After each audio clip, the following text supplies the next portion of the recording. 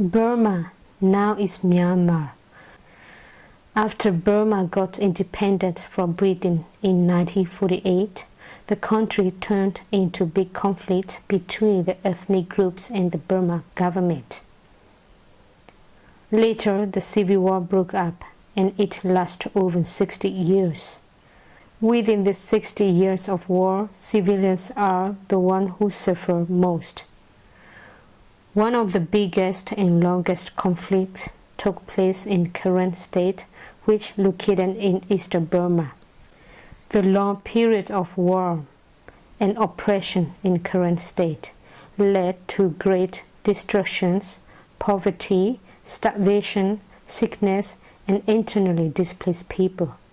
Living in several decades of war-torn areas, the Karen continually fled the disaster of war and attacked.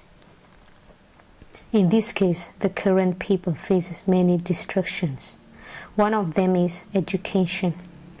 Because school children couldn't continue their school when they are running and hiding in jungle. But some rarely had chance to continue their school in jungle if their teacher ran together with them. It happened with them like this in generations. In this case, many Karen lost their connection with proper education. After political situation in Burma calmed down and ceasefire agreement has been conducted in some parts of the country, including the Karen state, some internally displaced people from different places slowly return and set up their lives. Many of these people have lost all what they had from before, and they even have lost their villages.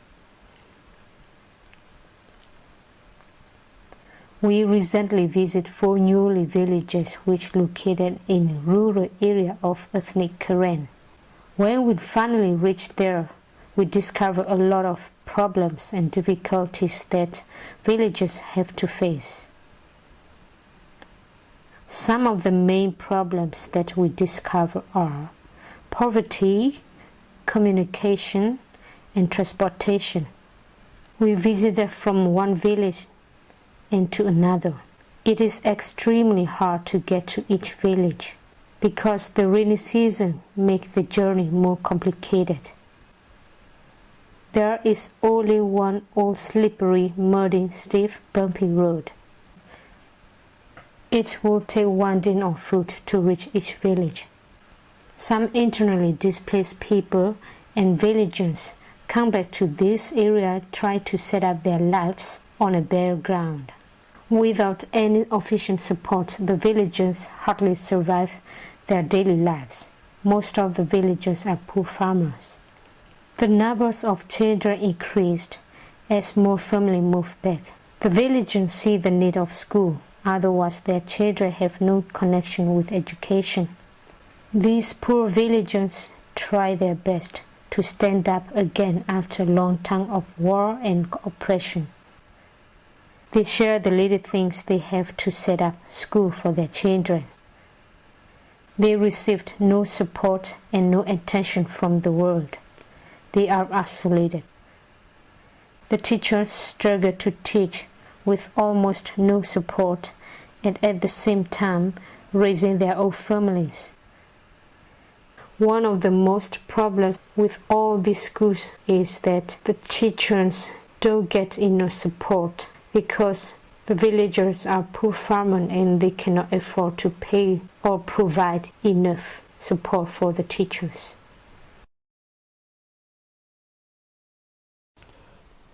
This is Tyler Middle School. There are about 160 school children and 11 teachers in this school. The name of our school is Tyler. Last year we had 12 teachers, but we reduced 1 teacher this year because we don't get enough support.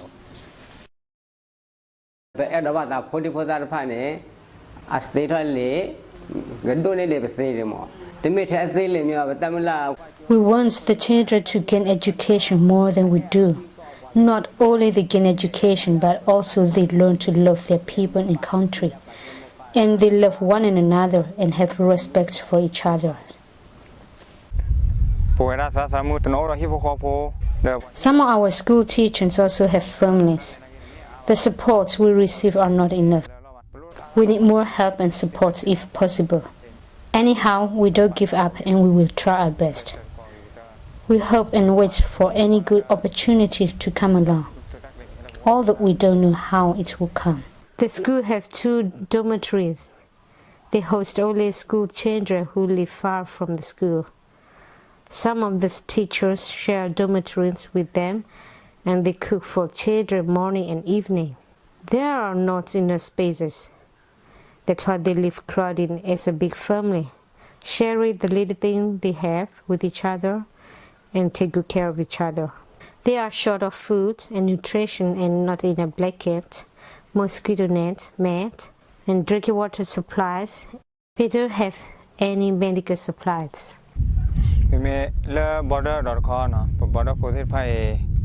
We have many difficulties for the children who stay at school dormitories. We concern about their food and rations, and their places are too small. In order to get enough food for the children, we work hard together. Every day we divide ourselves and children into groups. After school, we gather ourselves in groups. One group go out and gather wild vegetables that are found in the area, and another group collects dry woods and prepare for cooking.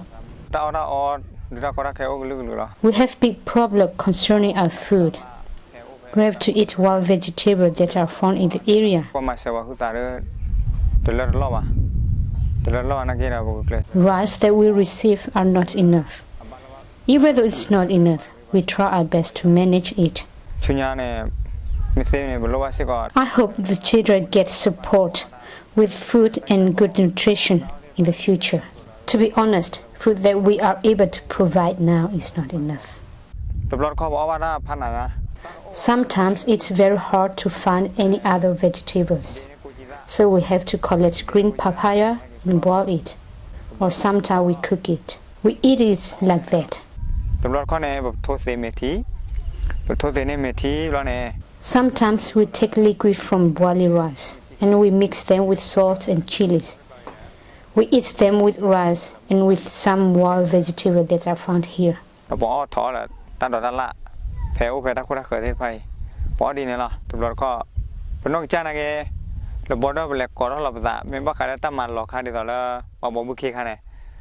Sometimes when work available in the field, we gather together and go out, earn some money. After that, we collect the little money we earn and we buy chickens or fishes for our dinner.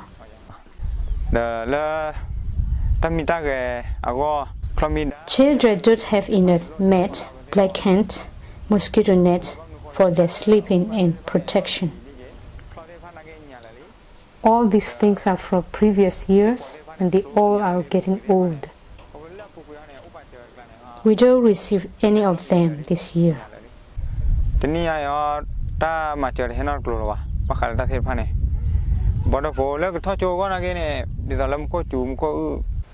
Now it's rainy season, but the dorm's children don't have enough umbrellas or raincoats. They don't have enough clothes to exchange. They need soaps for shower and soap powder for cleaning their clothing. They don't have toothpaste and toothbrush. We are not able to provide all these things for them.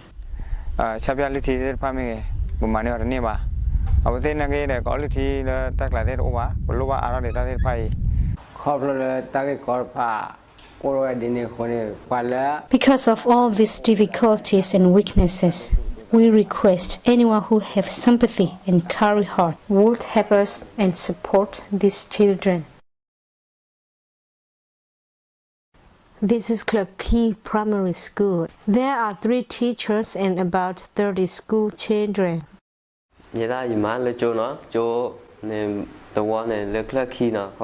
I work as a teacher at Clark Key School, and our school is just 4 years old.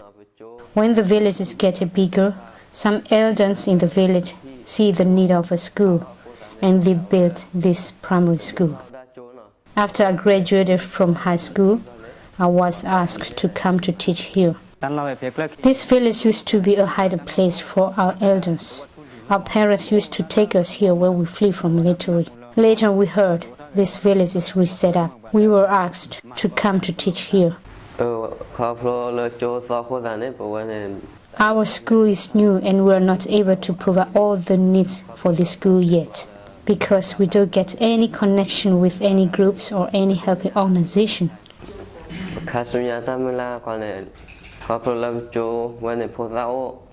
As the village gets bigger and number of school children increased, we need to build a bigger school in the future.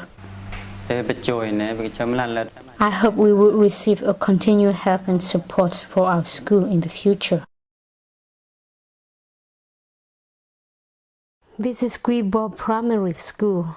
There are about 30 children and 3 teachers in this school.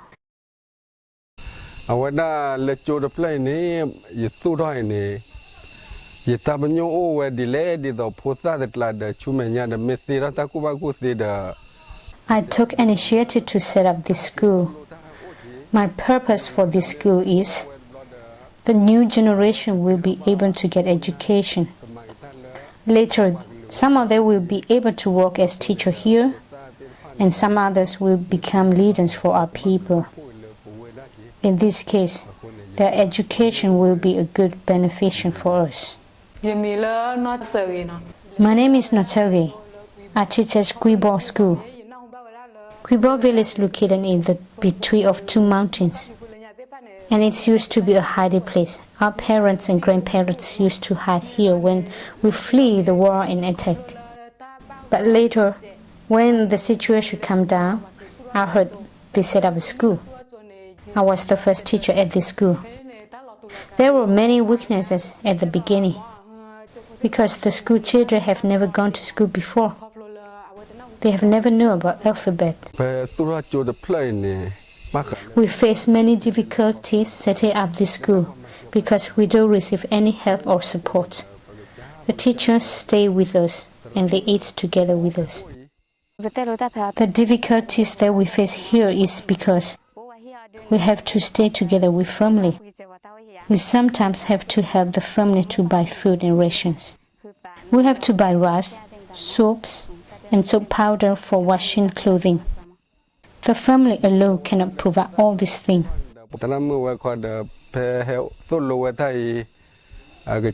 The teachers try hard to teach our children despite the problems. We villagers here have many weaknesses. We cannot support our school teachers because of poverty. We only survive by growing rice on mountains. We hope anyone or any country, if they have sympathy over our situation, I would request them to help us, especially to help our teachers. We will be very happy if you are able to help us.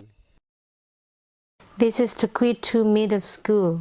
There are 7 school teachers and 91 school children. The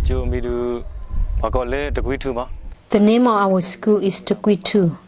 The villager and local people here survive by cultivation, growing rice and corns. We know that their job is hard. Because of the blessing, we received school papers and writing books for school children. But the food for children is critical. They don't get enough food with good nutrition. They don't have enough clothing, school uniforms, and school bags. It's also hard for the teachers.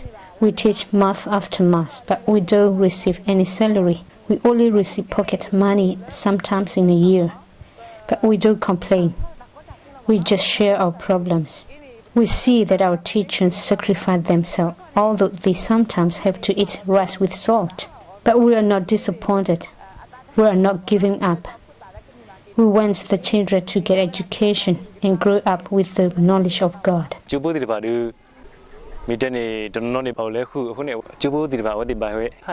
Some school children live far from the school.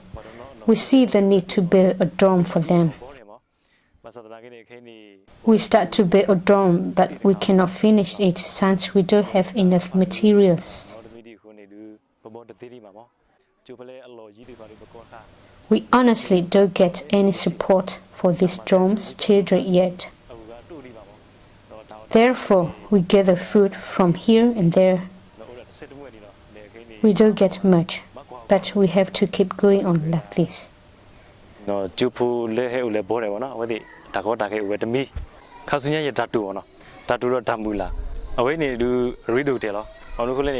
hope and my dream in the future.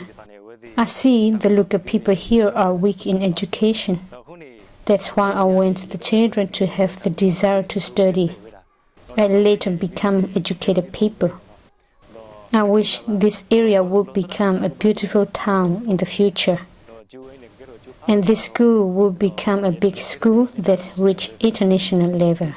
The future improvement is in the hands of this new generation. Some of the students will become leaders and lead, when others will manage to develop the place.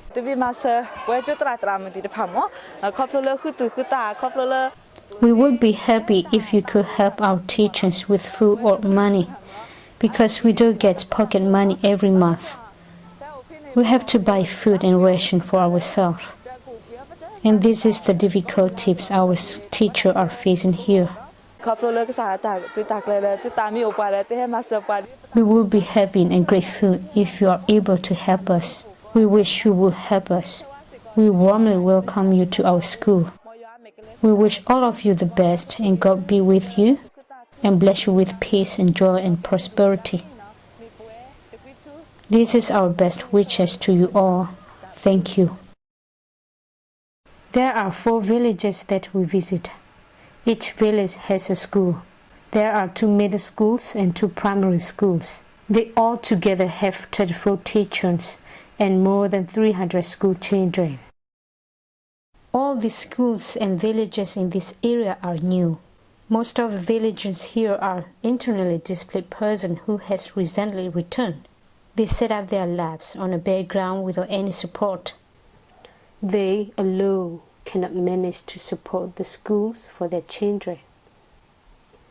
These children and teachers are begging for help.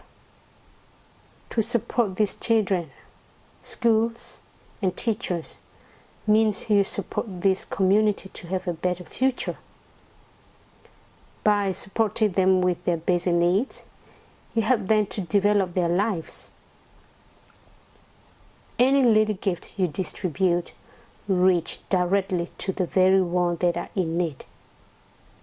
Together, we can make the change for the better future. Thank you all for your kind hearts and best consideration. God bless you all.